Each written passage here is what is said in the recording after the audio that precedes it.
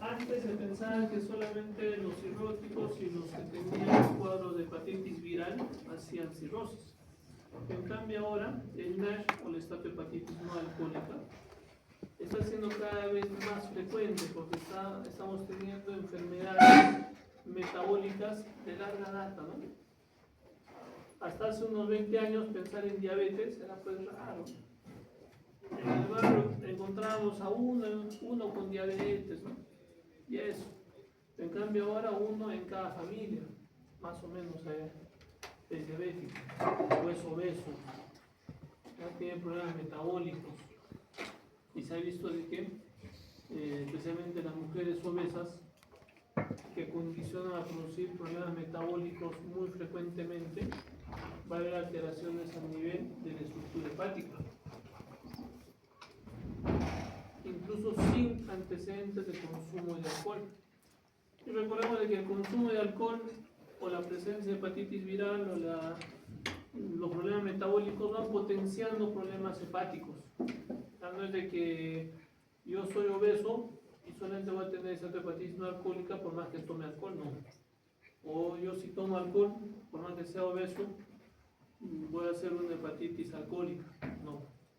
Entonces, se va potenciando y el riesgo inclusive de hacer cáncer de hígado es mucho más alto. Está haciendo. Entonces, son complicaciones donde van a producir una necroinflamación y va a producir una estatosis hepática de forma persistente. Se ha caracterizado por una estatosis hepática, diferentes grados de inflamación y fibrosis, de forma progresiva, poco a poco va a empezar a inflamar. El tiempo de evolución es mucho más lento que un cuadro de hepatitis alcohólica o hepatopatía alcohólica, ¿ya? Pero los hallazgos son similares, pero la evolución se va yendo cada vez más lento, ¿no? Entonces ahora tenemos pacientes con enfermedades metabólicas de 15, 20, 25 años de evolución. Entonces eso condiciona que el hígado se empiece a inflamar poco a poquito, ¿no? Para que sea un NASH o una esteatohepatitis no alcohólica, tiene que ser en ausencia de la ingesta de alcohol, de forma significativa, ¿no? No como los estudiantes todos los fines de semana. Cuando ha ganado en el concurso de danzas, festejar. Medicina ha ganado. Ay, bravo. ¿Qué festejar? Siempre que festejar, por si acaso. Como esteatohepatitis no alcohólica vamos a tener varias lesiones como una estatosis hepática simple, la estatohepatitis no alcohólica y la criptogenética, ¿no? Que puede condicionar a producir cirrosis hepática. Esta enfermedad vamos a encontrar depósitos de grasa no asociados al consumo de alcohol. La siguiente. El síndrome metabólico es el pilar de un problema de una esteatohepatitis no alcohólica. Eso va a estar relacionado con una resistencia a la insulina, el hiperinsulinismo, diabetes mellitus tipo 2, obesidad, dislipidemias, hipertensión arterial, ojo, hipertrigliceridemia, el LDL aumentado también, mucho más aún inclusive la hipertrigliceridemia y la inversión, ¿no?, del HDL disminuido y el LDL aumentado. La siguiente. Muchas veces pensamos de que el colesterol está relacionado al consumo de ¿qué? Grasas, ¿qué más? Frituras, carnes, comida chatarra. Y el paciente no entiende de que el hecho de comer carbohidratos también condiciona producir colesterol y triglicéridos. Entonces hay que indicarle al paciente que tiene que disminuir el consumo de carbohidratos también. Muchas veces estamos consumiendo o le limitamos grasas, frituras y carnes, pero empieza a comer más papa, más fideo, más arroz, más yuca, camote, etc., ¿no? La prevalencia de una esteatohepatitis, una NASH, puede llegar hasta de 2 a 3%.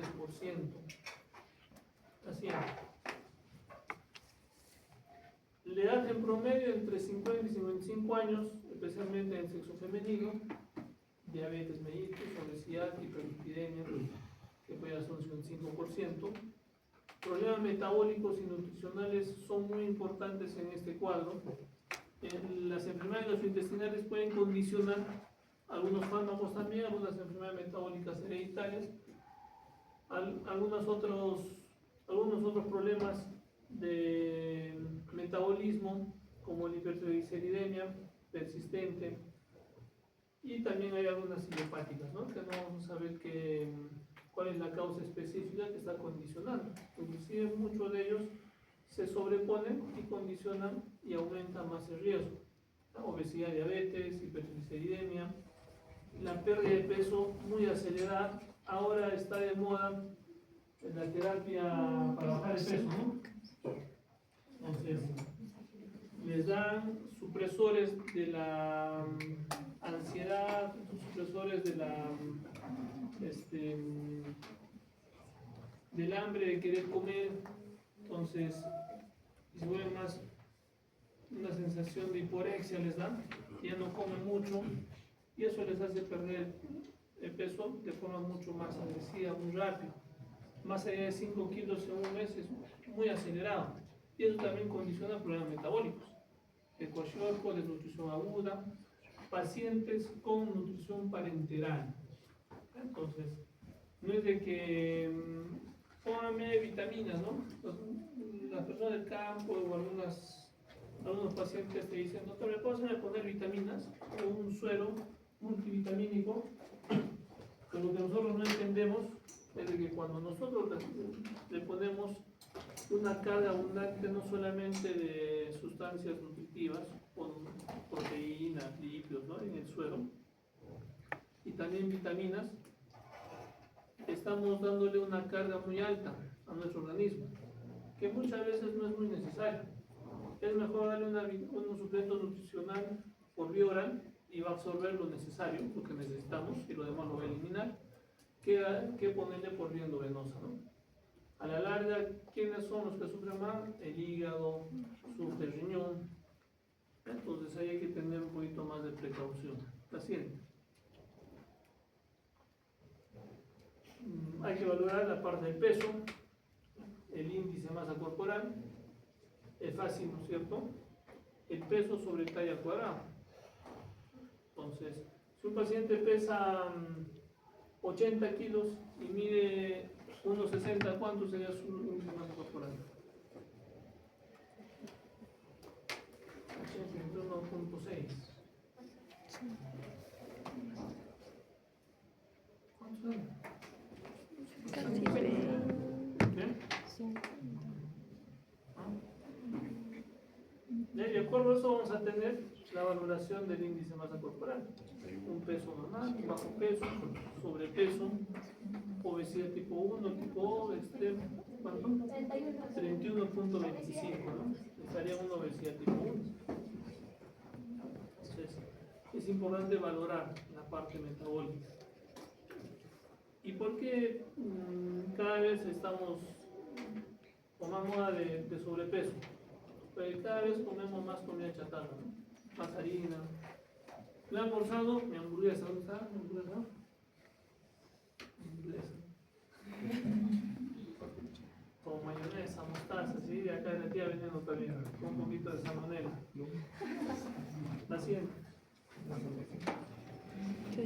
Algunas enfermedades gastrointestinales, los bypass y ayuno biliares, ayuno colónico, síndrome de intestino corto, también gastroplastías. Ahí están las mangas gástricas, que está de moda para bajar de peso, y no solamente nos lleva a cuadros de hepatitis no alcohólica, sino también al riesgo de hacer cáncer gástrico. Recordemos de que toda cirugía que toque el estómago, el riesgo de cáncer gástrico es mucho mayor que una persona que no tenga ningún tipo de cirugía que haya tocado el estómago o que haya operado la vesícula, que aumenta más el riesgo. Las derivaciones videopancreáticas, la celiaquía, enfermedad inflamatoria intestinal, que también pueden condicionar esta hepatitis no alcohólica. ¿La cierto? Algunos fármacos, la miodarona, que se utiliza bastante corticoides también, nifedipino, entre otros, estrógenos, también pueden condicionar esta hepatitis no alcohólica, ¿no? La siguiente. Algunas enfermedades metabólicas que son menos frecuentes. Wilson es más frecuente, hiperbetal lipoproteinemias, abetal lipoproteinemias, galactosemia. Entonces, no es muy frecuente en nuestro momento, pero hay que tomar en cuenta, ¿no? La siguiente. Y algunas otras, síndrome de Reye, hígado graso del embarazo, hepatitis C, que pueden condicionar agregar más o estimular la producción de esta hepatitis no alcohólica. La siguiente. Hay una teoría del doble impacto, ¿no? Primero, donde hay una resistencia a la insulina que ha producido acúmulo de ácidos grasos libres, una estatosis simple, la siguiente. Y la siguiente, un factor que va a adicionar el estrés oxidativo, o sea, va a aumentar la inflamación a nivel celular, donde va a haber mecanismos defensivos celulares y proinflamatorios y proapoptóticos. Entonces, la estatohepatitis a la larga va a condicionar mayor inflamación por el estrés oxidativo, produciendo radicales libres y aumentando la inflamación, llegando a la cirrosis, ¿no? Pero este proceso sea mucho más lento que en pacientes que tienen una actividad del virus de la hepatitis B, especialmente, o una actividad por consumo de alcohol, que el impacto, la inflamación del hígado es casi de forma sincrónica, ¿no? Cada fin de semana, cada 3 días, que van tomando de forma más frecuente. Y en la parte de los cuadros virales, la inflamación es pues de forma persistente, ¿no? La siguiente. Va a haber aumento de ácidos grasos libres al hepatocito, aumento de la síntesis hepática, cuando hay una resistencia a la insulina, disminución y saturación de la beta-oxidación mitocondrial y disminución de la síntesis y la secreción del VLDL, ¿no? Esto va a acumular a nivel de los hepatocitos y va a producir estatosis. Los ácidos grasos libres, ¿no? Se acumulan en los hepatocitos. La siguiente. Va a producir radicales libres, estrés oxidativo, peroxidación lipídica y necrosis de los hepatocitos. La siguiente. Este estrés oxidativo, por medio de la peroxidación lipídica, va a estimular o va a haber estímulos quimiotácticos, interleuquinas, células estrelladas, alteraciones a nivel de las células estrelladas produciendo myofibrosis y los antígenos proteicos a nivel de los cuerpos de Mayoli, ¿no? Estos dos primeros producen mayor inflamación y no solamente se queda acá, sino lo que hablábamos también, una vasoconstricción a nivel vascular por la endotelina, por destrucción e inflamación, y eso también condiciona mayor resistencia y turbulencia, produciendo otra vez la fibrosis, alteraciones, aumento de la inflamación, factores inflamatorios, quimiotarios, etc. ¿No? La siguiente. Clínicamente, nosotros vamos a poder evaluar al paciente, pero en su estado final recién vamos a empezar a darnos cuenta. ¿Ya? En la parte clínica va a empezar a tener los esquemas hepáticos sin una enfermedad de consumo de alcohol o un cuadro viral de forma crónica. Laboratorialmente también nos va a ayudar, ¿no? Va a haber una alteración a nivel, especialmente de la TGP, a predominio de la TGP en relación a la TGO, y algunas pruebas de función hepática también pueden estar alteradas. Imagenológicamente, igual que un cuadro de la cirrosis, vamos a empezar a tener alteraciones a nivel estructural, ya sea a nivel de la pared o la superficie del hígado, nodular, con los ángulos romos. El hígado va a empezar a disminuir de tamaño. Ojo, en cuadros crónicos el hígado va bajando de tamaño y en cuadros agudos ese hígado aumenta de tamaño. Es importante ver y excluir el consumo de alcohol de forma excesiva para definir si es un paciente con hepatitis o no. Y otras causas como hepatitis virales, alteraciones donde hay una alteración de pruebas funcionales en hepatopatías autoinmunes, y cuando tengamos una duda diagnóstica, hacer una biopsia hepática, ¿no? Paciente. Casi un 80% de los pacientes son asintomáticos. puede tener síntomas inespecíficos, un poco de dolor a nivel hipocondrio derecho, cuando hay cuadros de shock inflamatorio de forma aguda de cuando en cuando, hepatomegalia, en algunos casos de forma inicial, y la cirrosis hepática en su evolución final, ¿no? Pero recordemos nuevamente de que la cirrosis progresa más o menos entre 10 a 15 años, ¿no? Por consumo de alcohol. Pero una esteatohepatitis no alcohólica va más allá de los 20 años. ¿Ya? Entonces, más o menos hay que ver la diferencia desde cuándo es diabético, desde cuándo es obeso, desde cuándo tiene algún problema metabólico, dislipidémico, etc. Bueno, siempre.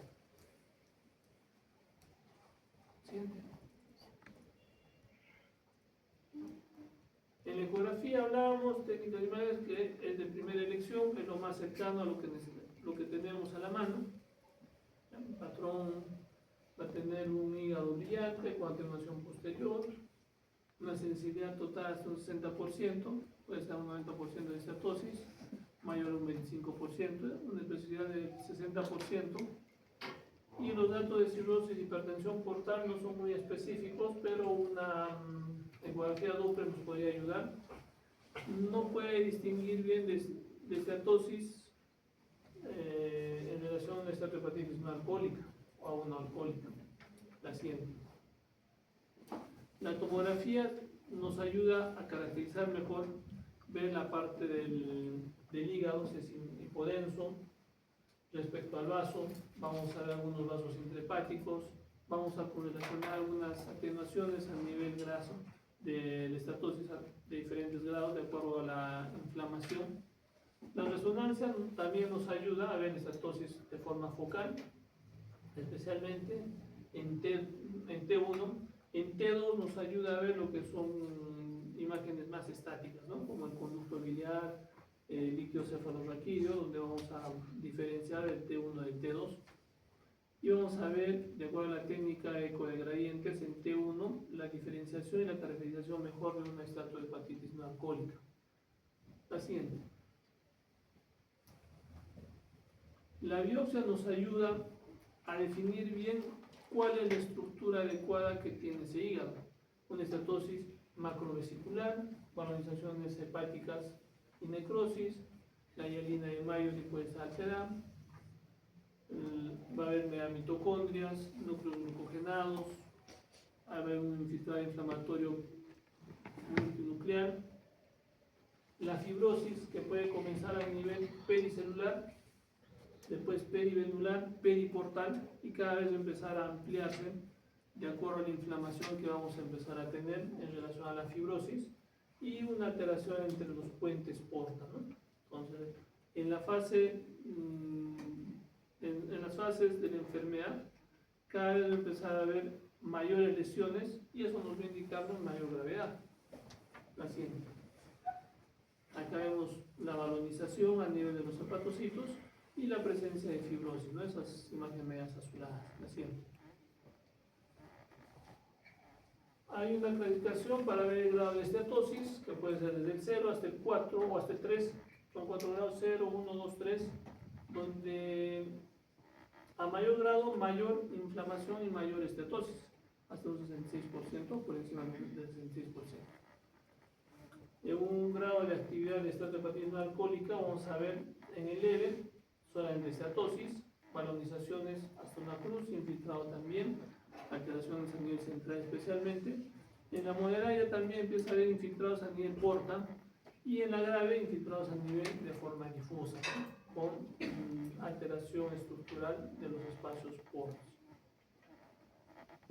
Va a haber un estadio de la fibrosis, ya sea un estadio perisinusoidal o pericelular, que va a haber una alteración pericentral a nivel del espacio porta. Va a haber alteraciones porta o periportales, alteraciones en los puentes de los espacios porta, donde ya se va posteriormente manifestar como cirrosis, ¿no? Cuando hay una fibrosis mucho más severa, reciente.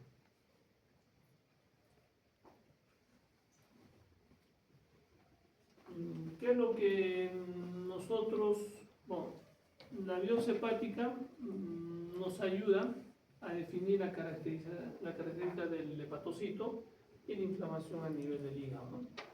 Pero muchos de los pacientes pueden ser asintomáticos y no se llega a hacer la biopsia hasta que llegan a hacer una cirrosis en evolución de una esteatohepatitis no alcohólica. El diagnóstico de presunción puede ser un poco sencillo porque vamos a empezar a indagar un poquito más, a preguntarle al paciente si toma, y la sinceridad del paciente va a ser mucho más importante. El pronóstico, si nosotros evaluamos y detectamos de forma mucho más preventiva, va a ser bueno el pronóstico, porque vamos a poder controlar qué es lo que está condicionando esa inflamación. Si tiene dislipidemia o hipertrigliceridemia, si la diabetes no está bien controlada, si tiene obesidad o algún cuadro metabólico. Entonces, controlando mejora bastante bien la esteatohepatitis no alcohólica. No hay un tratamiento eficaz adecuado para para la esteatohepatitis no alcohólica de forma general, ¿no? Es controlar las causas posibles que van a estar condicionando esta, que va a ayudar a disminuir el riesgo.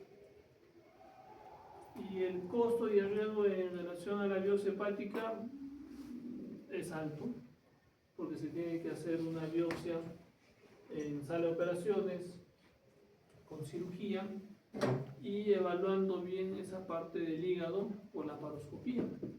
Nosotros podemos hacer una biopsia por TROCUP, lo que hablábamos en la anterior clase, pero lo único que vamos a tomar es una sola parte del hígado. Entonces, en ese caso, inclusive antes de la biopsia, es mejor hacer un fibroscan, ¿no? El fibroscan te toma 10 espacios a nivel hepático y se promedia. Pero en una biopsia con TRUCUT o con una pistola de biopsia, solamente nos saca un cilindro de muestra. Y en las biopsias por cirugía son mucho más dirigidas, que nos van a ayudarnos a diferenciar mejor ese tejido, ¿no?, que estamos evaluando, haciendo. ¿Qué es lo bueno de la biopsia? Que va a confirmar el diagnóstico y va a excluir otros diagnósticos. Vamos a descartar que no sea algo inmune, vamos a descartar que no sea algo por OH, ya que también hay algunas características. Vamos a poder clasificar a los pacientes de acuerdo a la lesión, al grado y al estadio que podamos encontrar. Si tiene solamente fibrosis periportal, fibrosis pericelular, alteraciones de los puentes porta, etcétera, mayor fibrosis, las balonizaciones, etcétera, ¿no? Y muchas veces hay algunas lesiones que sí son serias y pueden llevar a un hepatocarcinoma. Entonces eso nos ayuda también la biopsia hepática, ¿no?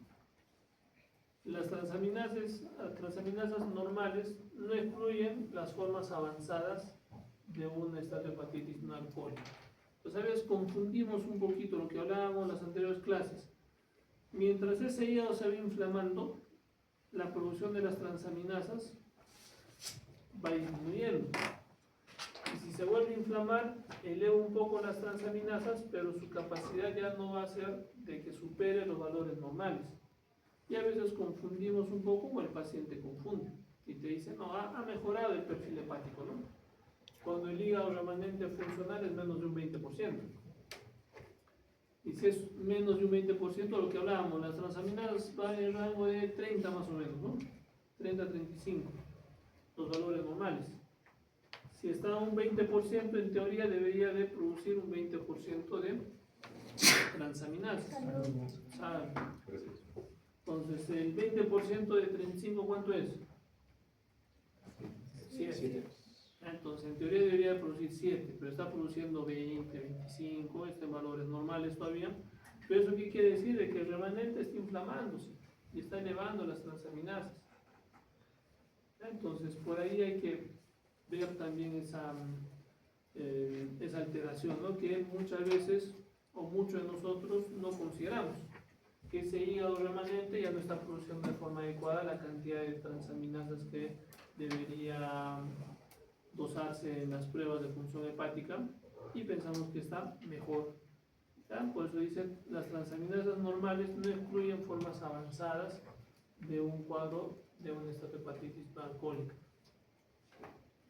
Es importante para el pronóstico la biopsia hepática, porque de acuerdo a eso vamos a definir tratamiento y vamos a descartar otras patologías.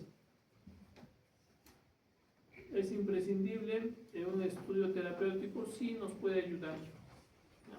Pero el acceso muchas veces o la aceptación del paciente a veces es muy complicado. Pues decimos vamos a hacer biopsia y el paciente se imagina que vamos a sacar medio hígado, donde no quieren operarse, ¿no? O no quieren tomarse la biopsia. Le explicamos, le decimos un montón de cosas y por ahí el familiar o el vecino escuchó de que si te tocan el hígado puede sangrar, o cuando a mí me han operado me han hecho una herida del hígado, he sangrado y casi me muero, entonces el paciente no se quiere operar o no quiere tomar la muestra de biopsia. Y lo cierto es de que no hay mucho problema en la biopsia hepática. De acuerdo a los factores de coagulación, hay que estar bien seguros que tengamos una buena cantidad de factores de coagulación y también las plaquetas. Incluso hemos hecho biopsias hepáticas con plaquetas por encima de 50.000. Y son seguras, ¿no? No hay ningún problema. Paciente. El valor pronóstico ayuda, especialmente en esta hepatitis no alcohólica de tipo 4, la siguiente. La mortalidad es mayor en cuadros mucho más severos y nos va a ayudarnos también a caracterizar mejor esa hepatitis no alcohólica para la progresión que pueda tener y que el paciente no llegue a una mortalidad mucho más alta, la siguiente. Algunos factores de riesgo que pueden condicionar la fibrosis: mayor edad, la relación TG o TGP, la GGTP sobre la TGP, la TGP por encima de 2 veces más su valor normal, el índice de masa corporal aumentado, no por encima de obesidad, sino por encima de sobrepeso. O sea, tiene un factor de riesgo hacia la fibrosis, diabetes mellitus, hipertrigliceridemia, enfermedades asociadas en esta hepatitis no alcohólica, ¿no? La siguiente. ¿Cuáles son las indicaciones de la biopsia? Que nos va a ayudar a establecer el pronóstico del paciente. Vamos a tomar mejores decisiones terapéuticas y descartar otras patologías y poder darle algún tipo de tratamiento mucho más asertivo. No es adecuada si no se sospecha de esteatosis hepática simple, o sea, no nos ayuda. Sí nos ayuda ante sospecha de hepatitis no alcohólica. Cuando hay 2 o más factores de riesgo de fibrosis, hay que hacer una biopsia hepática, ¿no? Para caracterizar mejor a nuestro paciente. La siguiente. El tratamiento del ejercicio físico ayuda a metabolizar mucho más la parte de problemas metabólicos y controlar disminución de peso, pero no de forma brusca, de forma progresiva. Antioxidantes, vitamina E, sensibilizantes hacia la insulina, pioglitazona. El ácido ursodeoxicólico puede ayudar. Estos 3 están en sugerencias más que en recomendación. Puede ayudar, sí, no empeora, pero en algunos pacientes se ha visto de que sí funciona. La siguiente.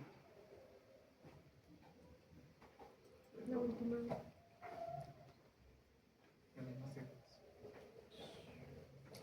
La siguiente. ¿Qué?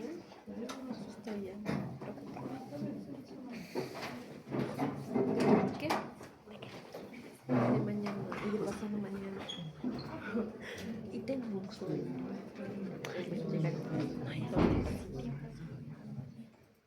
¿Sí listo? Este tema es muy importante porque vemos muy frecuentemente algunas patologías del hígado y confundimos. Y a veces nos confundimos al paciente. En su cabecita el paciente está una tumoración del hígado, es cáncer. Y en general, en casi todos los pacientes, incluidos familiares, cuando hablamos de tumor, pensamos en cáncer, ¿no? Pero no es tanto así en el hígado. Hay muchas lesiones ocupantes que son benignas, que no necesariamente son cáncer. La siguiente. Entonces, entre ellos el absceso hepático piógeno. La vía de diseminación es hematógena a través de la vena porta o a través de la arteria hepática. Y la otra vía de diseminación es por una colangitis ascendente. Entonces, un absceso hepático piojo. La etiología, casi un 50% es de etiología polimicrobiana, o sea, es mixta, no es una sola bacteria. Pero el agente más común aislado es la E. coli, Escherichia coli. Es igual en varones o en mujeres, igual. No hay predilección de que más en varones o más en mujeres, no. El rango de edad más frecuente entre 30 y 50 años. La siguiente. Se puede clasificar como microabscesos y macroabscesos. Los microabscesos son aquellos que van a medir menos de 2 centímetros, son mucho más pequeños, ¿ya? Especialmente en pacientes que van a tener algún compromiso inmunológico o son inmunocomprometidos. ¿Ya? Entre ellos pueden tener un patrón difuso miliar, causa por estafilococo, y un patrón de agrupación, bacterias coliformes o entéricas. Cuando hablamos de inmunocomprometidos, ¿en qué paciente estamos pensando? VIH, VIH, ¿qué más? diabetes, Artritis reumatoide. ¿Por qué artritis reumatoide? autoinmune. No, o sea, inmunocomprometido no necesariamente es autoinmune. Diabetes, Buen tratamiento, corticoides trasplantados que tienen inmunosupresión, o sea que sus defensas están bajas. Pacientes diabéticos también, que hacen caldos de cultivo como tal. ¿Quiénes son los pacientes que más abscesos hacen? Los diabéticos. Paciente que encontramos absceso hepático, descartamos diabetes también. Absceso dental inclusive, descartemos diabetes. Absceso glúteo, descartemos diabetes. Absceso perianal, descartemos diabetes. Entonces, todo lo que es absceso, pensamos en diabetes y VIH, ¿no? Dependiendo de qué paciente estamos. Si vemos un paciente que es homosexual, que tiene relaciones con otros varones, etcétera, pensemos en VIH también. ¿Sí? Y los macroabscesos, que son áreas de mayor afección a nivel hepático, en relación a los otros que son mucho más pequeños, menos de 2 centímetros, pero pueden ser múltiples. Así. Acá vemos imágenes en la parte de patología. Puede haber múltiples loculaciones menores de 2 centímetros, que son los microabscesos, o un absceso mucho más grande, que es un macroabsceso, ¿no? De márgenes de cavidad de absceso están compuestos por infiltrado crónico inflamatorio. Los macroabscesos, linfocitos, eosinófilos y neutrófilos, ¿no? Por inflamación haciendo. Clínicamente es muy variable, ¿no? Pero un absceso que produce fiebre, muchas veces fiebre intermitente, escalofríos, dolor en hipocondrio derecho. Vamos a repetir, ¿por qué duele el hígado? por la cápsula. Por la distensión de la cápsula de Grisson, no tanto por inflamación como tal, como el hígado, sino distiende la cápsula de Grisson y un absceso piógeno. O sea, los abscesos no aparecen en 10 años, los abscesos aparecen 1, 2, 3 días, ¿no? Me comenzó a doler, para mañana me está doliendo mucho más y de acá a 2 días el dolor es insoportable, ¿no? Porque el absceso empieza a crecer de forma brusca, y por eso duele el hipocondrio derecho. Puede haber abscesos fríos, donde hay una pérdida de peso, dolor abdominal inespecífico, especialmente a nivel hipocondrio derecho. Laboratorialmente, dependiendo de la localización del absceso, puede haber las bilirubinas totales, pueden estar alteradas. Las aminotransferadas, TGO-TGP también. Puede haber hipolinemia en algunos casos, pero mayormente la bilirrubina puede condicionar alteración de la TGO y TGP, inclusive la fosfatasa y la GGTP también podrían estar alteradas dependiendo de la localización del absceso. Si el absceso está localizándose cerca a una rama de la vía biliar, va a producir mayor obstrucción y va a aumentar estas enzimas hepáticas. Entonces, el tratamiento que es antibiótico-terapia, hay que drenar, puede ser una vía de drenaje de forma percutánea o quirúrgica. Las tasas de mortalidad se reducen de un 40% cuando no se drena hasta un 2%. De mortalidad baja impresionantemente, ¿no? El drenaje percutáneo no es necesario si el absceso es menos de 5 centímetros. ¿Ya? Entonces, por acá hablamos ya la regla de los 5. 5 centímetros podemos hacer drenaje o puede ser quirúrgico. Vamos a hablar en las otras patologías también. Cuando son más de 5, es manejo quirúrgico. La siguiente. Ecográficamente vamos a ver microabscesos, imágenes nodulares hipoecóicas mal definidas y áreas de ecogenicidad distorsionadas. Los abscesos grandes ya también van a tener son hipoecoicos a hiperecogénicos con diversos grados de ecos internos. Especialmente va a presentar gas en el interior de los abscesos. ¿Ya? Entonces es importante las bacterias que producen aire y se va a ver gas dentro del absceso. Es como en la pancreatitis, ¿no? ¿Cómo nosotros nos damos cuenta de que una pancreatitis está infectada por tomografía? Porque hay presencia de aire, presencia de gas. La siguiente. Acá vemos en la parte superior un flemón. A las 24 horas va a haber una licuefacción del tejido inflamatorio, un absceso maduro clásico y bacterias formadoras de gas en la parte derecha inferior, ¿no? Entonces hay una fichita donde empieza a producirse el gas. Eso por ecografía. La siguiente. Por tomografía nos va a ayudarnos a ver hasta un 95 a un 100% de sensibilidad para detectar a los abscesos y la presencia de gas. Ahí en tomografía igual, presencia de gas, pensamos en un cuadro infeccioso. ¿Podría haber una fístula? Sí, podría haber una fístula, ¿no? En el hígado no pasa eso, pero en el páncreas sí hemos encontrado fístulas con presencia de gas en la tomografía que no necesariamente son infectados. Entonces, pero en el hígado sí vemos esa imagen donde está la flecha de la presencia de gas en un absceso, ¿no? La siguiente. Va a haber un mayor realce periférico con una disminución de la captación o de la característica de la imagen en la parte central. E incluso puede haber pequeños abscesos alrededor del absceso mucho más grande. La siguiente. Las complicaciones extraintestinales más frecuentes por infección por entamoeba histolítica pueden llegar a producir hasta un 8.5% de total de los casos abscesos amebianos. Entonces las amebas pueden producir abscesos también. Y esta diseminación mayormente es por vía portal. La siguiente. Entonces, incluso, ¿en qué momento encontramos más amebas en nuestro medio? Cuando hay cambios de temperatura, cuando el calor es mucho más intenso y la comida dejamos pues en la mesa, ¿no? O está mal guardada, mal preservada.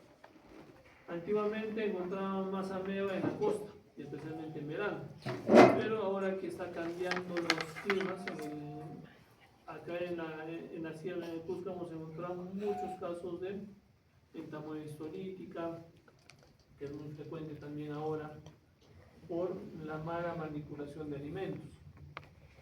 El paciente con absceso amebiano, ¿qué tiene? Dolor abdominal en el columno derecho, similar a un absceso piógeno, hepatomegalia, febrículas, malestar general y el antecedente de diarreas disentéricas amebianas hasta el 10%, especialmente en zonas endémicas. En la costa la carece y acá que está apareciendo las diarreas amebianas, pero no hemos visto todavía, o yo no he visto acá cuadros de abscesos amebianos, ¿no? Abscesos piógenos sí, paciente. Laboratorialmente podemos encontrar anemia crónica, leucocitosis, elevación de la fosfatasa y la GGTP. Podemos detectar por diagnósticos serológicos, por test de ELISA o hemaglutinación, la parte de la amebiasis. Imagenológicamente podemos encontrar algunas imágenes a nivel de tórax, a nivel abdominal por ecografía y también por tomografía, ¿no? La siguiente. La característica de un absceso piógeno y un absceso amebiano, ojo, es esto. La lesión es hipecoica, igual y similar, sí, ¿no? Con ecos de bajo nivel interno de ausencia de ecos de la pared. Lesión ovalada o redondeada con cápsula gruesa. O sea, el absceso a mediano presenta cápsula gruesa. El absceso piógeno no. La cápsula es mucho más delgada. Es difícil de diferenciar los abscesos piógenos en relación a la serología para mediasis. Pero en la parte imagenologia sí nos damos cuenta de que la pared es mucho más gruesa, la siente. En la tomografía, igual engrosamiento de la pared, lesión redondeada, bien definida, con valores de atenuación, hay una presencia de las unidades contra que es mucho más líquida, de 10 a 20 más o menos. El realce y el grosor puede llegar hasta 15 milímetros, ¿ya?, del grosor de la pared del absceso. Puede haber una zona periférica de edema y también puede haber algunos tabiques en algunos casos, ¿no? La siguiente. ¿Qué tratamiento le damos a un absceso a mediano? Metronidazol. Ojo, los abscesos, el metronidazol penetra bien lo que son abscesos, más que la clindamicina. Entonces hay que dar metro, porque penetran abscesos no solamente a medianos, sino cuando hemos visto abscesos perianales, tratamiento metrocipro también, ¿no? Dioquinol no se utiliza muy frecuentemente, metronidazol sí. Y lo más importante de que dependiendo del tamaño hay que aspirar o mandar a cirugía de acuerdo al tamaño del absceso. Si es muy grande, atención, manejo quirúrgico, o por función hay que aspirar ese absceso. Y también cuando hay una falla en el tratamiento inicial antibiótico, ¿no? No está funcionando, no está disminuyendo, después del tratamiento de 14 a 21 días como máximo. Si no mejora o no se absorbe, drenaje por aspiración o drenaje quirúrgico. Lo siento. Buenas noches, Miguel. Paciente. Hemangioma hepático, la siguiente. Son tumores benignos muy frecuentes en los hemangiomas. Pueden aparecer hasta un 4% de la población, más frecuente en mujeres. ¿Por qué?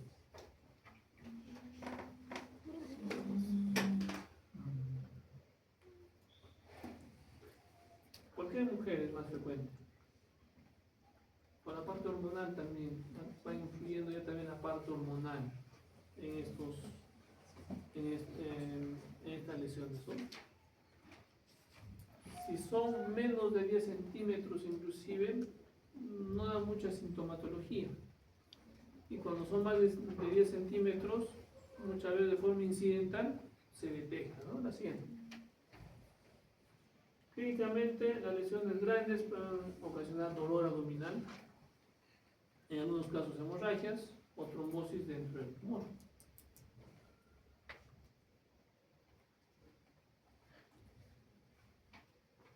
Puede producir secuestro y destrucción plaquetaria dentro del hemangioma, especialmente en los hemangiomas cavernosos, el síndrome de Casabach. Aumenta de tamaño con una estimulación estrogénica. La parte hormonal influye mucho. Si utilizan anticonceptivos, aumenta mucho más rápido. Es un comportamiento hormonal, la siguiente. En el ultrasonido podemos encontrar una imagen no muy bien definida, la siguiente, que en la tomografía se impresiona mucho más. Luego la sensibilidad puede llegar hasta un 55 y una especificidad hasta un 90%, ¿no?, de los hemangiomas. Por allá los tomográficos, la siguiente. En la resonancia vamos a encontrar, y nos va a ir mucho más en la sensibilidad hasta un 90%, y puede detectar lesiones hasta menos de 2 centímetros. Se puede delimitar de forma adecuada y se puede ver la parte homogénea de la lesión. Especialmente en T1 tiene baja intensidad y se ve una característica mucho más oscura, y en T2 tiene una mayor intensidad en la señal y se ve mucho más blanca, ¿no? En los hemangiomas. La siguiente. La hiperplasia nodular focal, que es otra lesión, es la segunda lesión benigna más frecuente. Son lesiones hiperplásicas producidas por malformaciones vasculares. Cabe lesiones solitarias, sí, es muy frecuente, especialmente en el sexo femenino. Ojo. Hemangiomas, hiperplasia nodular focal, sexo femenino. Los abscesos no tienen características, varón, mujer es igual. Los tamaños son menores de 5 centímetros en su gran mayoría y también participa la parte hormonal. Entonces eso influye mucho que en la mujer aparezca mucho más que en los varones. Puede estar bien definida como una cicatriz central. Eso es lo que decimos también una imagen en carreta, ¿no? Tiene un importante flujo a nivel del parénquima, a la ecografía Doppler, entonces nos puede ayudar a diferenciar la imagen con un vaso central prominente y una masa delimitada, ¿no? En la parte de la paciente. En la ecografía vamos a tener un patrón hiperecóico, patrón isoecóico, ligeramente hiperecóico en algunos casos, patrón con hiperecogencia central, cicatriz central, ¿ya? Y los vasos de forma radial a partir de la cicatriz central y se ve como una rueda de carreta, ¿no? La siguiente. En la tomografía vamos a encontrar lesiones hiper o isodensas, ¿ya? Que es muy diferente a los hemangiomas. Va a tener un realce homogéneo en la fase arterial. Va a haber unas características importantes, especialmente menos del primer minuto. Los realces van a estar disminuidos en la fase venosa portal. Vamos a tener una fase de lavado también, especialmente después de los 90 segundos. Igual, la cicatriz central es muy característica en tomografía también. Se diferencia de los hemangiomas porque se observarse un estancamiento venoso de contraste, ¿no? Entonces, en relación al hemangioma paciente. El T1 es muy diferente en relación al hemangioma. Se observa lesión hiperintensa. El hemangioma era mucho más oscura, ¿se acuerdan? Más hipointensa. Y en el centro se observa una cicatriz de hipointensidad en fase arterial. Y vamos a encontrar lesiones también hiperintensas en el centro, en la otra imagen, igual, una cicatriz con mayor intensidad en la fase arterial, ¿no? La otra es una cicatriz y una hipointensidad, ¿no? En general en T1, la siguiente, en la resonancia. Y una sensibilidad hasta un 70%, un 98% de especificidad. Vamos a ver lesiones homogéneas, mucho más definidas, y acá sí se ve pues la imagen en rueda de carreta, ¿no? Con una imagen central bien característica y unas imágenes radiadas hacia la parte de la parte central hacia la parte externa, ¿no? Una cicatriz central en T2 también se observa, un realce homogéneo, etc. Ahora siguiente. Acá vemos en T1 y T2 las dos características diferenciadas, una hipointensidad, una lesión hiperintensa en T2 y una lesión hipointensa en T1. Así es. Siempre la cicatriz central que es muy importante. El adenoma hepático es una neoplasia benigna de origen epitelial, especialmente entre los 20 y 40 años. De igual forma está muy relacionado al uso crónico de anticonceptivos orales. El adenoma, la hiperplasia nodular focal y el hemangioma, ¿no? Entonces, son muy hormonales. Los esteroides anabólicos también pueden condicionar los que van al gimnasio. Que utilizan esteroides, no porque van a tener una condición de tener un adenoma hepático.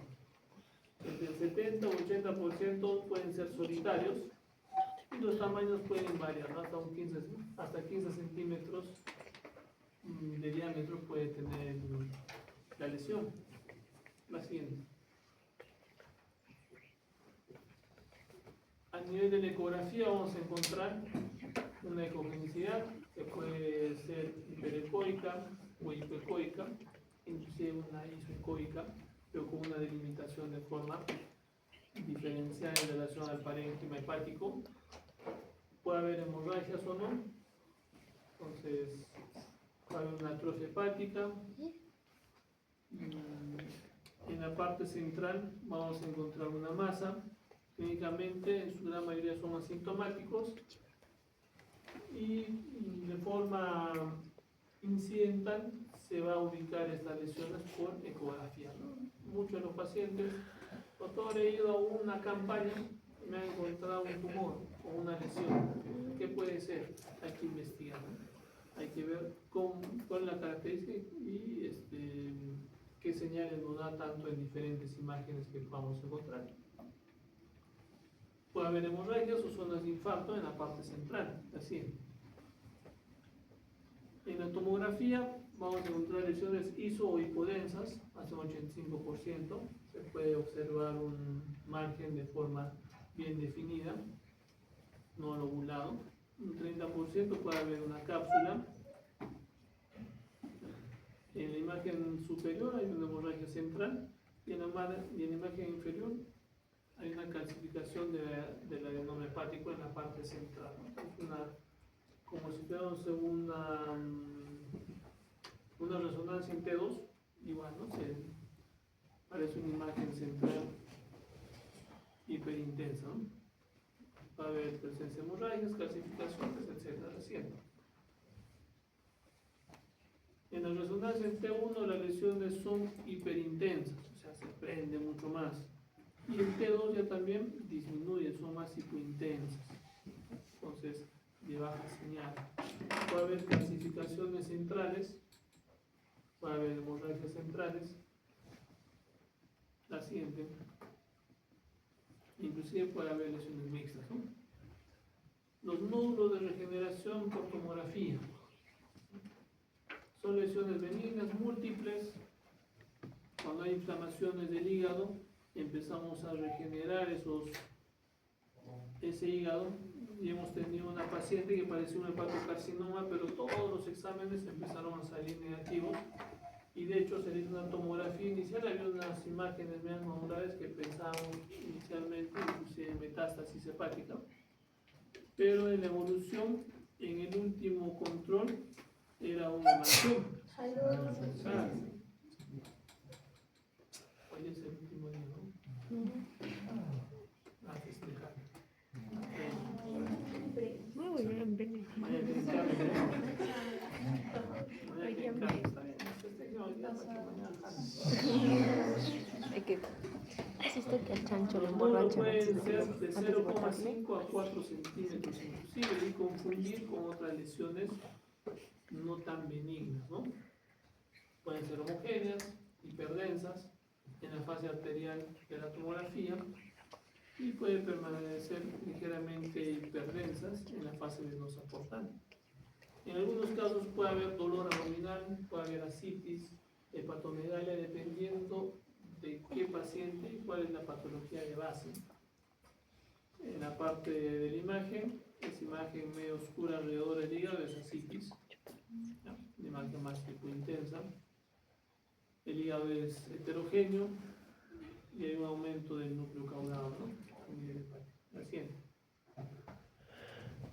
En la tomografía y en la resonancia vamos a ver lesiones múltiples. Si nos damos cuenta en la parte inferior, en una fase arterial tardía, parece una metástasis hepática brutal, ¿no? Entonces, pero son nódulos, imágenes de un nódulo de regeneración. Igual también tuvimos, vamos a repetir, una paciente que parecía una metástasis y era medio raro. Y todos los marcadores, incluidos la alfa-fetoproteína, salían negativos, ¿no? Valores normales.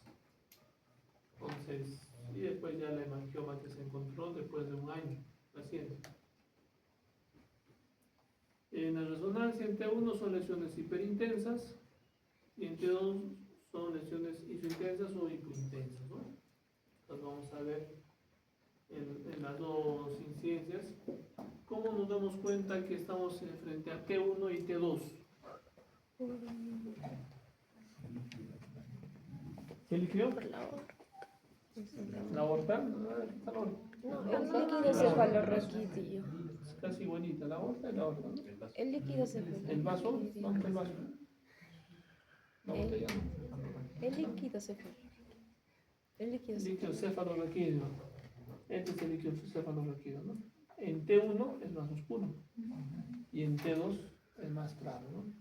Es más hiperintenso, ¿no? Que parece que habría contraste inclusive. Igual también todo lo que es estático en líquidos se ve blanco y nos damos cuenta si es T1 o es T2. Ya, ojo, en la colangioresonancia lo que se pinta la vía biliar no es el contraste, por si acaso, es la estática de la bilis. Como la bilis no es como la arteria, de ahí la arteria tiene bastante flujo y no se pinta de blanco, a pesar de que es líquido, no la sangre. Pero a nivel de la bilis sí, porque la bilis es mucho más estático, va saliendo poquito a poquito por el esfínter, ¿no? Entonces eso hace de que sea mucho más estático y se pueda pintar de blanco en la colangioresonancia, así como el líquido cefalorraquídeo igual, no es tan estático, no es de que no se mueve nada, no. Va absorbiéndose, va drenándose, ¿no? Poco a poquito va cambiando el líquido cefalorraquídeo, pero eso hace de que se vea blanca la imagen que está alrededor de la médula espinal. La siguiente. Otras enfermedades son quistes del hígado. La siguiente. Un quiste hepático simple.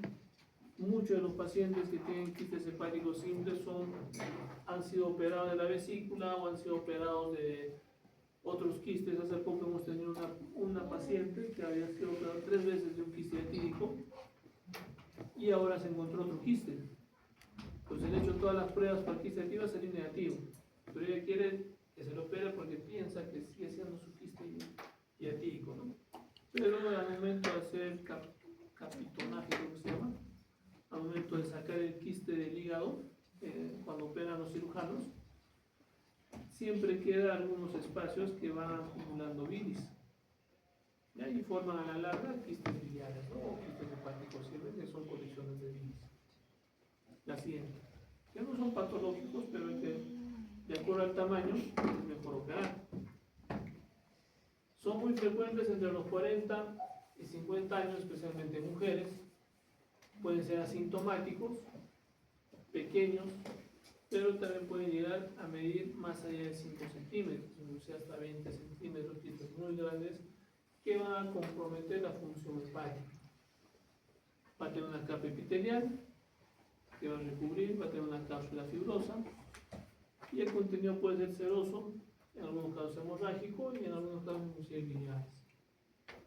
En ecografía se encuentra con una masa anecoica, con pared bien definida, reforzamiento acústico posterior. Entonces está bien definida, delgada. La siguiente.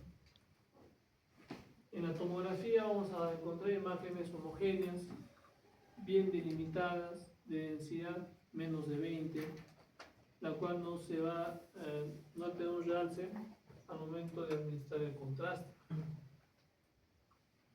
No se pinta con el contraste. ¿Cómo sabemos que esa imagen tiene contraste? ¿Cuál? La aorta se ve más blanca, ¿no? Porque está con contraste. Entonces, en teoría, si la aorta está con contraste, el hígado también está con contraste, ¿no? Pero está más blanco, más hiperintenso. Pero en las imágenes mucho más oscuras, son imágenes de quistes hepáticos simples, donde no capta el contraste.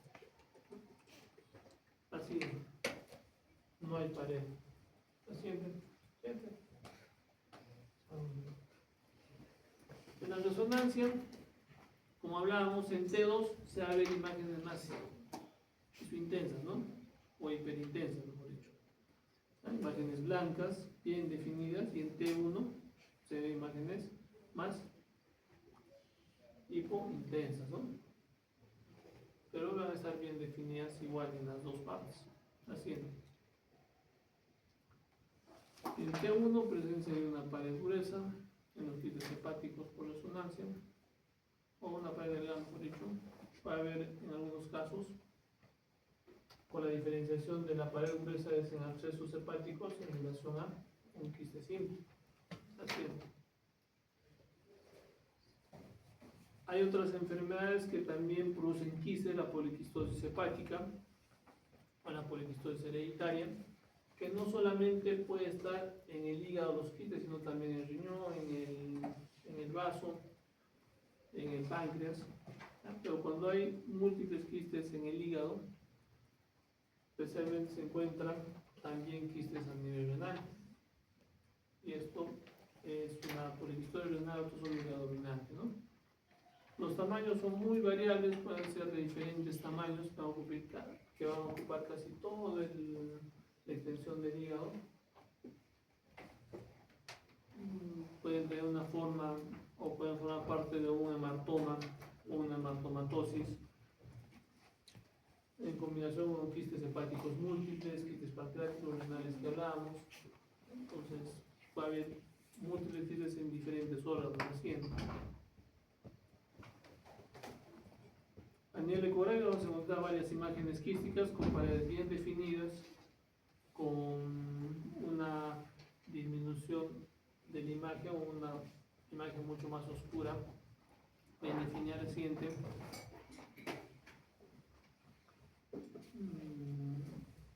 Los quistes hepáticos se encuentran aproximadamente hasta en más de un 40% cuando es una enfermedad poliquística del adulto, ya compromete más del 40% de todo el hígado, condicionando alteraciones funcionales en algunos casos. Y en otros puede producir también lesiones que van a afectar en la parte renal, ¿no? O en la parte inferior. Vemos riñones con múltiples quistes también a nivel renal, así como a nivel hepático. Muchos de los pacientes son asintomáticos o algunos pueden tener alteraciones de las pruebas de función hepática alteradas, ¿no? Por el tamaño y el compromiso, en algunos casos al momento de examinarle puede presentar una hepatomegalia con un reborde costal o el reborde hepático por debajo del reborde costal. Y si el compromiso es mucho más severo, inclusive puede llegar a ser una falla hepática, ¿no? Haciendo. La esteatosis hepática, otra patología muy frecuente en nuestro medio, especialmente en alta, en espinal, en chumbivilcas, en canchis, en canas, donde hay bastante prevalencia de esta enfermedad. Cusco es una de las zonas prevalentes. La siguiente. La forma de Echinococcus en humanos especialmente es en granulosos, y los otros que son menos frecuentes. La siguiente es un cistoadenoma hepatobiliar. En este caso vamos a ver, no son imágenes bien definidas, puede haber tabicaciones en la parte interna, huecos internos con presencia de estos que pueden condicionar la presencia del parásito a nivel central. Siempre. ¿Cómo nos infectamos? Desde animales domésticos y animales de granja, ¿no? Entonces va pasando los huevos hacia los animales domésticos, y estos también nos vamos a infectar por medio de las verduras en el agua y vamos a ingerir, ¿no? Nosotros no nos contagiamos directamente de los animales domésticos o mejor dicho de granja, sino tiene que haber un ciclo, ¿no? Los proglótides empiezan a eclosionar y eso es lo que nosotros consumimos y se va a ir ya tanto al pulmón o al hígado, inclusive a la parte del cerebro, ¿no? Así. La esteatosis hepática puede producir lesiones quísticas hasta un 42% más o menos. La pulmonar es mucho más frecuente y en otros órganos o de forma múltiple puede llegar casi un 5%, ¿no? Tanto pulmonar, hepático y a nivel cerebral. Así. ¿Qué es lo que presenta el paciente? Dolor abdominal, dependiendo del tamaño, hepatomegalia, dispepsias, poco de náuseas, pérdida de peso, malestar, diarreas menos frecuentes, sintomáticos, casi un 12%. Pero lo que presenta más es un dolor abdominal y una hepatomegalia, así. Laboratorialmente es importante tomar en cuenta esto, la eosinofilia, lo que hablábamos el otro día en el grupo de rotación. Muchas veces les tomamos exámenes de laboratorio, exámenes de heces, para buscar parásitos, y sale negativo, ¿no? Es lo que hoy día la paciente nos decía, ¿no? De que había botado un ascaris y todos sus exámenes salían normales. Negativo, negativo, negativo sus exámenes de heces. Nunca encontraban nada. Hasta que un día de botar, hay un ascaris grande, ¿no? Y siguió saliendo negativo mis exámenes de heces. Entonces, el examen de heces tiene una sensibilidad de especial casi de un 30% como máximo. Si un 70% por más que tenga el paciente parásito va a salir negativo. Pero la eosinofilia nos ayuda a direccionar un poquito más la posibilidad de diagnóstico. Cuando hay una eosinofilia, pensemos en quiste atídico y también en fasciola. ¿Ya? Fasciola y quiste atídico, que son dos parásitos que son muy frecuentes en zonas altoandinas, donde tenemos un montón de ganado y por ahí nos vamos contagiando, ¿no? Y en la serología podemos tomar el test de ELISA o el Western blot para hiatidosis, que nos ayuda a detectar si ese quiste que está teniendo el paciente es un quiste atípico o no. Ecográficamente nos da la característica imagenológica, así como la parte tomográfica, la siguiente. Un quiste atípico con una imagen muchas veces tabicada, la siguiente. Acá vamos a ver la patología cuando se ha operado al paciente, la siguiente. Tratamiento al vendasol de 10 a 15 mg por kilo por 28 días. Inclusive se puede extender hasta 90 días de tratamiento. Y en el manejo prequirúrgico se da 45 días antes y 45 días después. Se puede hacer un drenaje percutáneo del quiste. Si es quiste no es muy bien abordado por cirugía, pero el manejo importante es el manejo quirúrgico, ¿no? Por encima de 5 centímetros del tamaño del quiste. Si tiene menos de 5 centímetros se puede dar tratamiento con albendazol, siempre. La fasciolasis, también otra enfermedad que puede producir lesiones a nivel hepático, la siguiente. Igual, vamos a contagiarnos teniendo un círculo de contagio por medio del ganado, la siguiente. Clínicamente el paciente presenta fiebre, náuseas, dolor epigástrico, hepatomegalia, en algunos casos urticaria y eosinofilia marcada, igual que quiste atípico. En este caso puede producir obstrucciones biliares porque suben por la vía biliar y como complicaciones la fasciola puede producir nódulos y abscesos por migración de los sitios ectópicos, o sea, de la parte de la vía biliar. Puede producir inclusive abscesos también en piel, en pared intestinal, en cerebro, menos frecuentes, antes sí, porque el manejo era muy raro. Va a haber hemorragias intraabdominales, por ruptura a nivel del hígado, por compromiso hepático, la siguiente. Laboratorialmente, eosinofilia marcada. En algunos casos se puede encontrar fasciola a nivel del examen de heces, algunos test serológicos como el test de ELISA. Se puede hacer una ecografía, tomografía y una CEPRE para limpiar la vía biliar de fasciola, la siguiente. Si el paciente ingresa con ictericia, con dolor y eosinofilia, pensemos en fasciolasis. Entonces, puede producir abscesos hepáticos por fasciola, lesiones a nivel hepático. Siguiente. Tratamiento del clavendazol de mg por kilo como dosis única. La siguiente.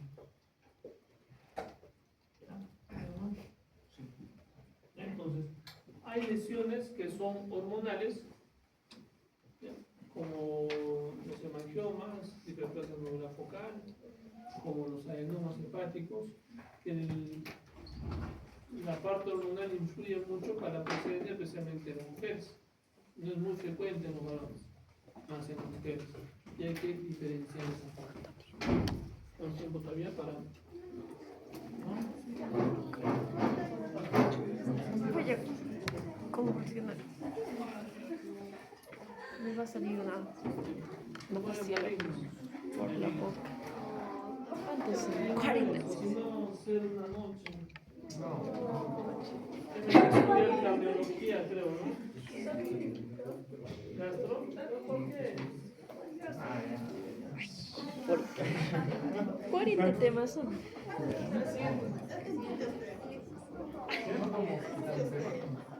Puedes. No me interesa. Hepatocarcinoma, tumores hepáticos malignos. ¿Cuáles son? Las metástasis y los tumores hepáticos primarios. Recientes.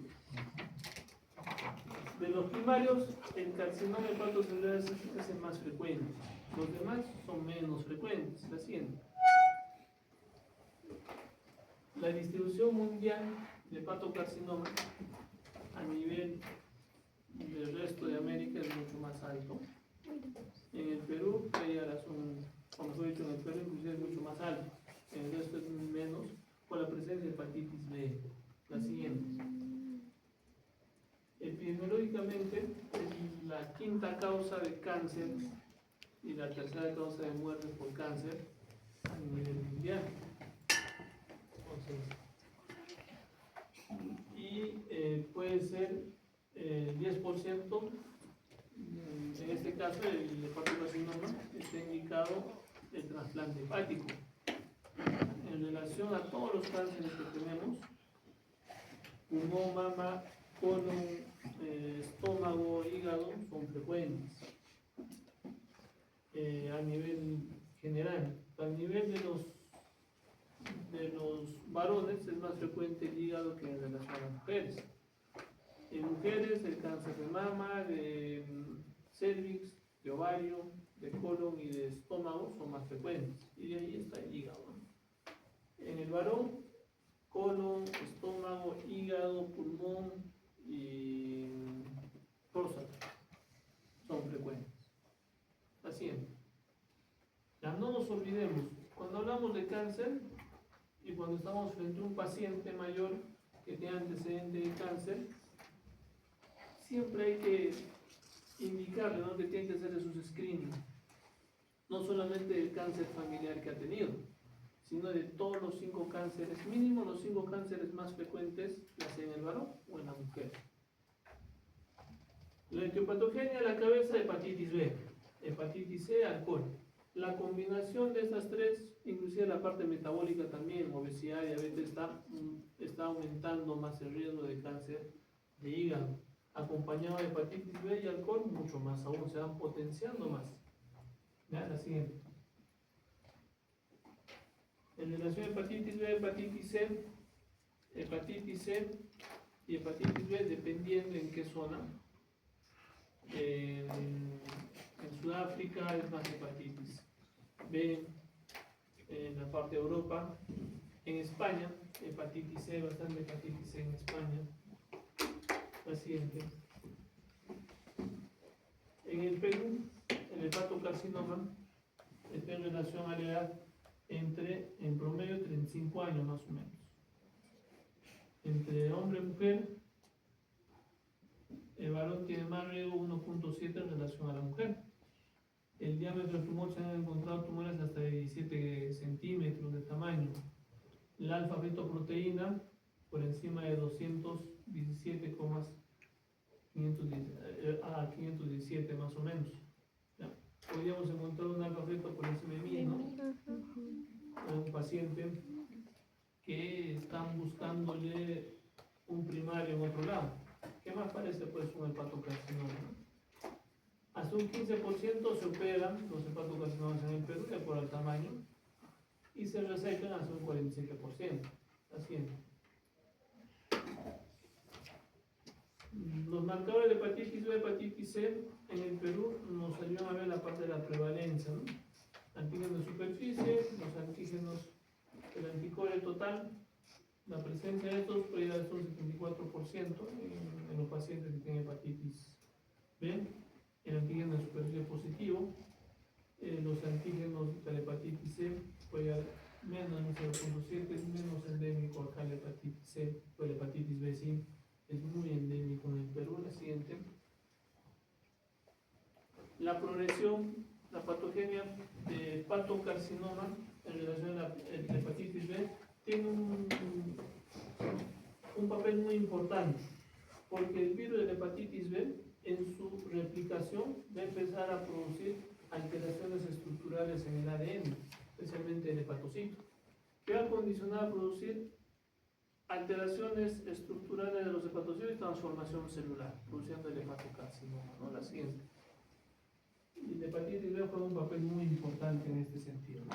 Entonces, lo de alteraciones, produciendo en su progresión no solamente inflamación, produciendo cirrosis, sino también hepatocarcinoma y alteraciones a nivel como displasias celulares, ¿no? La siguiente.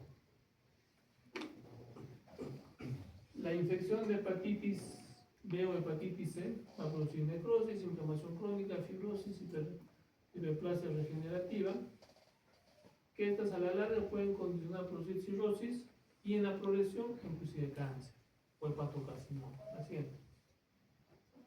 Entonces, lo que hablábamos, la integración del ADN del hepatocito en relación al virus de la hepatitis B y la hepatitis C va a producir una inducción o una iniciación de la transformación celular del hepatocito, produciendo un nódulo benigno e inclusive alteraciones celulares, duplicaciones celulares, anaplasia celular. En los años, los carcinógenos activan mucho más esta transformación celular, produciendo cáncer hepático o hepatocarcinoma.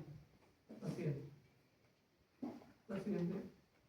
Entonces acá vemos imágenes inmensas de tumores que se han resecado. La siguiente, en el Lorena se han resecado tumores hasta casi 25 centímetros en el hígado. La siguiente. ¿Ya? Lesiones de hepatocarcinoma. La siguiente. Clínicamente el paciente puede ser asintomático de forma inicial, dependiendo del tamaño del tumor. Punto de corte 5 centímetros, por debajo de 5 o 4 centímetros son asintomáticos y el paciente no tiene ninguna molestia. Y a partir de los 5 centímetros, la lesión empieza a ser mucho más severa, puede haber metástasis tanto a nivel de hueso, piel, pulmón, sistema nervioso central y aumento de la alfa-fetoproteína. Entonces, la alfa-fetoproteína es uno de los marcadores que es un poco más sensible para el diagnóstico de hepatocarcinoma en relación a los otros marcadores tumorales, como la CA19.9, que es para vía biliar, páncreas, ¿no? El CA, que es muy genérico, especialmente para colon, se utiliza de cifra 21, que es para pulmón, pero el alfa-fetoproteína es un poco más específico para hepatocarcinoma. Y es cuando a partir de los 5 centímetros de tamaño empezamos a tener sintomatología, ya sea de dolor abdominal, incomodidad, molestias y alteración de las pruebas funcionales, ¿no? La siguiente. El paciente puede presentar síndrome consultivo, baja de peso, anemia crónica, ictericia, dependiendo del compromiso del tumor, donde está localizado, hepatomegalia, donde el tumor va creciendo cada vez más y también va a empezar a tener inclusive metástasis hepática focal alrededor del hepatocarcinoma primario y el hígado se vuelve mucho más duro, ¿no? La siguiente. La metástasis es más hematógena, pulmón, hueso, piel, metástasis linfática y una citis neoplásica. Al momento de hacer la paracentesis encontramos una citis hemática, ¿no? No es una citis amarilla, transparente, sino es mucho más hemática. Eso nos indica que hay una lesión a nivel peritoneal. La siguiente.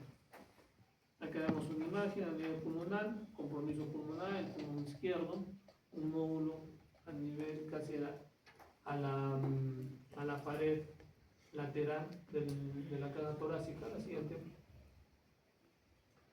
Imagen a nivel del hígado, con compromiso externo, ascítico, perihepático. La siguiente.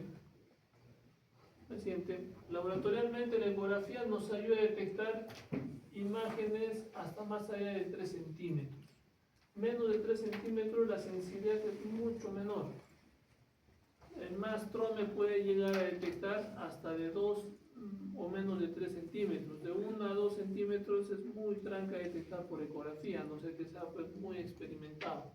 Entonces es importante caracterizar mejor, evaluar y mandar también a un médico que tenga mayor experiencia para detectar. Hay muchos, hemos visto muchos informes de ecografía que no son muy confiables, no nos ayudan mucho a caracterizar o diferenciar. La siguiente. Entonces, en la ecografía podemos hacer una ecografía Doppler, donde vamos a ver vascularización. Los tumores son muy vascularizados y en la ecografía Doppler vemos esa imagen inferior, donde se muestra pues una imagen de mayor vascularización a nivel tumoral, ¿no? La siguiente. En la tomografía helicoidal multicorte, estudios dinámicos que van a ayudar en 4 fases. Es importante que nosotros evaluemos en la fase precoz, parenclimatosa, venosa portal o precoz tardía, o en el washar, o la fase de lavado que decimos nosotros, donde se va a caracterizar mejor el tumor. Hemos visto de que en muchas lesiones, como en el hemangioma, se puede pintar en la fase arterial, ¿no? Y nos puede confundir un poco, pero en la fase de lavado sí se impregna muy bien el tumor y nos ayuda a caracterizar y diferenciar más, ¿no? La siguiente. Entonces acá vemos en las diferentes fases, y en la parte inferior es donde se caracteriza mejor la lesión. La siguiente. Entonces acá vemos imágenes tumorales mucho más grandes. La siguiente. Ya en la resonancia igual en T1, T2 vamos a encontrar lesiones hipointensas o hiperintensas en la T2. Entonces depende del contraste. Normalmente se utiliza el gadolinio que nos ayuda, y en resonancia puede detectar inclusive tumores por encima de 1 centímetro, hasta un 52%. Y menos de 1 centímetro sí es mucho más difícil, por debajo del 4%, ¿no? La siguiente. Acá vemos imágenes en T2, se muestra la imagen mucho más hiperintensa que en relación a T1. La siguiente. Algunos marcadores tumorales, la alfa-fetoproteína, que es el marcador más importante, valores mayores a 1000 nanogramos por mililitro, son muy sospechosos para pensar en hepatocarcinoma. No es un marcador muy específico, pero a mayor valor, mayor posibilidad. ¿Ya? Su valor normal del alfa-feto es menos de 20 nanogramos por mililitro. La siguiente. Entonces, a mayor valor del alfa-feto, mayor posibilidad de que el paciente presente un hepatocarcinoma. De lo que hablábamos, ¿no? Un paciente que hemos visto el otro día, donde su alfa-fetoproteína, o hoy día, ¿no? Su alfa-fetoproteína estaba por encima de 1000, o 1000, está en 1000. Entonces, es alta la probabilidad de que tenga una hepatocarcinoma. Laparoscopia, obviamente, cuando el hepatocarcinoma está casi en la superficie, se puede ver lesiones tumorales bien diferenciadas, bien definidas. La siguiente, el diagnóstico diferencial puede ser múltiples lesiones, desde hemangiomas, hiperplasia nodular focal, cisticercus, etc. Entonces, lo que hay que ver es hacer una agrupación o un manejo mucho más clínico y laboratorial, una agrupación de síntomas y laboratorios para definir entre qué paciente estamos, ¿no? Si es un hepatocarcinoma o no, paciente. El pronóstico nos ayuda dependiendo del número, el tamaño y la invasión vascular de la lesión. Entonces, de acuerdo, vamos a ver si es tratable o no, si puede hacerse resecable o puede ser un trasplante. Dependiendo del tamaño del tumor, también vamos a definir. En la actualidad se maneja el Aptu-7, antes se manejaba los criterios de Barcelona, que eran menos de 5 centímetros. En el Aptu-7 es la suma de varios que pueden llegar hasta 7 centímetros. Hay que ver la parte de la función hepática, valorando el Child, MEL y ver la hipertensión portal y el estado general del paciente, ¿no? Evaluándole, tomándole estos esquemas de valoración de estado general, como el Karnofsky, que nos ayuda a valorar al paciente si va a tolerar la cirugía, no va a tolerar y cómo va a estar post cirugía. Si el paciente es postrado, su estado general no es adecuado, es mayor de edad, la cirugía no va a ser muy adecuada para ese paciente, pero si es joven, si tiene un buen estado general, la cirugía sí va a ser recomendable, ¿no? Siguiente. Los criterios de Barcelona, vamos a ver también los criterios de Okuda y los de estatus que nos ayudan a caracterizar mejor la lesión, tanto de la parte funcional como de la parte estructural. Vamos a ver si está delimitada, no está delimitada, si el paciente camina, no camina, si está en sillón, etcétera. De acuerdo a eso vamos a ver la parte funcional con el estatus y de Okuda la parte funcional a nivel laboratorial, ¿no? La siguiente. El tratamiento, lo más importante es detectar el tumor, evaluar si es operable o no, ver la historia natural del tumor, ver la parte quirúrgica si es necesario o no, se aplica o no a los criterios de Barcelona o los criterios de Althusser para ver si se va a manejar de forma efectiva o no, si el hígado es cirrótico o no también, porque de acuerdo a eso vamos a mandarlo a trasplante o vamos a mandarlo a manejo quirúrgico. La siguiente.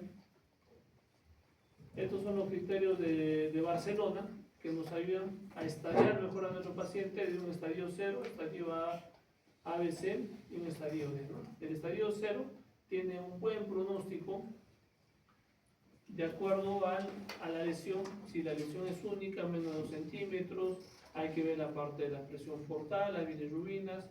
Si todo está normal, inclusive se puede hacer una resección o un trasplante hepático. Y el estadio de la A a la C, dependiendo cómo esté el paciente, si tiene menos de 3 nódulos, los nódulos son menos de 3 centímetros, hay que ver si tiene algunas enfermedades asociadas o no. Se puede hacer trasplante en estos pacientes o radiofrecuencia o quimioembolización en el estadio B o en el estadio C, sorafenib, que son manejos ya paliativos, y cuando es un estadio D, el manejo ya es mucho más terminal. El manejo es simplemente sintomático, dependiendo del tamaño del tumor y de la capacidad funcional del paciente, ¿no? Así es. La resección como indicaciones, hepatocarcinoma sobre el hígado no cirrótico, ¿ya? Su pronóstico es adecuado. La resección puede ser entre el 5 y 10%, en Asia llega hasta un 70%. Si el cirrótico es compensado, se puede hacer una resección del hepatocarcinoma en ausencia de hipertensión portal significativa. Entonces, las plaquetas mayores a 100.000, si los tumores son pequeños, únicos y son resecables, de acuerdo a la localización. La mortalidad puede llegar hasta menos de un 3 a 5% perioperatoria, y una mortalidad hasta un 50% a los 5 años. Puede recidivar hasta un 70%, hay que ver si es una recidiva precoz o tardía, y hay que ver los datos de riesgo, ¿no? Ya sea de invasión microvascular, nódulos satélites, etc., ¿no? Y en algunos casos inclusive se considera la posibilidad de trasplante hepático. La siguiente. El trasplante, las indicaciones, hay que ver los criterios del milagro. Si el tumor es único, menos de 5 centímetros, o es menos de 3 tumores, menos de 3 centímetros. O sea, en estos pacientes sí podría entrar a lista de trasplante hepático. Y no es como en los otros criterios, ¿no? Paciente cirrótico, paciente con hepatitis autoinmune que está haciendo ya cirrosis, etcétera. Ellos puede que estén en la cabeza de la lista de trasplante, pero cuando hay un paciente con cáncer, con hepatocarcinoma, con tumores de estas características, 1 de 5 o 3 de 3 centímetros, Entonces entra a la cabeza en el trasplante hepático y se prioriza al paciente, ¿no? Es importante ver la parte de la discusión de los criterios de Milán. En el Actus 7 inclusive, con tumores que pueden llegar hasta 7 centímetros de diámetro en total o en global, también pueden entrar a trasplante. El tratamiento inmunosupresor es importante, el manejo del hepatocarcinoma de acuerdo a la lista de trasplantes, que va a ser importante, ¿no? Y hay que priorizar a estos pacientes con hepatocarcinoma. La siguiente. Tratamiento percutáneo, se puede dar radiofrecuencia, se puede dar el IPEM, que en tumores menos de 3 centímetros, que son tratamientos que van a ayudar como que a matar al tumor, ¿ya? De forma localizada. Entonces, de forma ablativa en lesiones mucho más pequeñas. La eficacia puede llegar hasta un 80%, la recurrencia un 40% a los 2 años, y hay algunos factores de riesgo, ¿no? Si el paciente tiene buena respuesta inicial, de acuerdo al tamaño, hay que valorar el child, el número y el tamaño de tumores, y también valorar la cantidad o el valor de alfa-fetoproteína. Entonces, mientras sean menos los tumores y de menos tamaño, el tratamiento percutáneo es mucho más efectivo.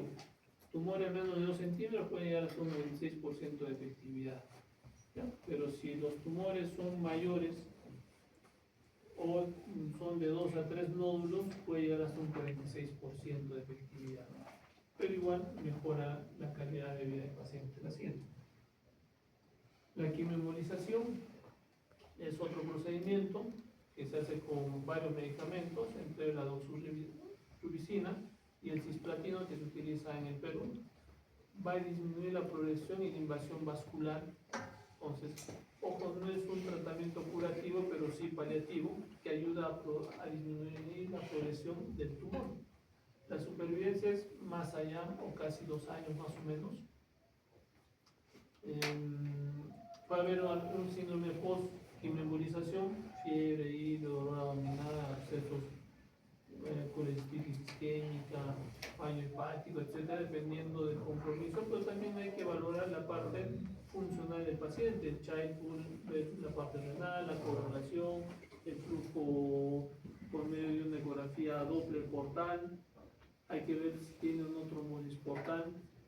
Ojo, la trombosis portal no solamente es por alteraciones a nivel de la coagulación, sino también hay trombosis portal de pacientes con cáncer, ¿no? Entonces, los síndromes paraneoplásicos famosos que producen trombosis, la siguiente. El sorafenib, que es otro medicamento que también es paliativo, que ayuda a disminuir la progresión del tumor. Entonces, la siguiente. Entonces, lo más importante en la parte de cáncer, de hepatocarcinoma, es valorar y caracterizar mejor los tumores, ya sea para darle una terapia definitiva, un trasplante hepático o una terapia paliativa, ¿no? Entonces, que va a ayudar a disminuir el riesgo con quimioembolización o sorafenib, que ayuda a disminuir la progresión o el crecimiento del tumor. El trasplante es más curativo. Sacamos todo el hígado y ponemos otro hígado nuevo, ¿no?